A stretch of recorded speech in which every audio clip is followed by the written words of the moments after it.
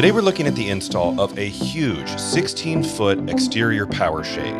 This customer loves hanging out and watching sports on his back patio, but the porch gets direct sunlight, so the glare makes it impossible to enjoy the game. But this shade will make a huge difference. Mike, Devin, and John start the process by scanning the QR code on the shade and pulling up the instructions provided by PowerShade. Next, Devin and John move all the furniture out of the way, while Mike provides essential supervision. Once the space is cleared out, they begin measuring and installing the mounts based on the instructions. They're using a laser level to help ensure correct placement over this large space. Now, it's time to get the enormous shade out of the van and get it ready to be installed. This is where things got a little interesting.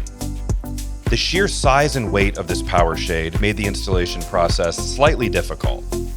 It required us to put it up and take it down a few times to make sure that the mounts are perfectly aligned so it actually snapped into place.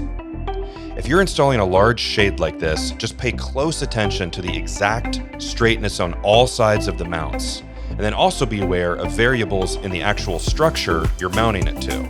This beam wasn't perfectly straight, so we had to adjust a little as we went. The shade is now successfully installed and tightened down.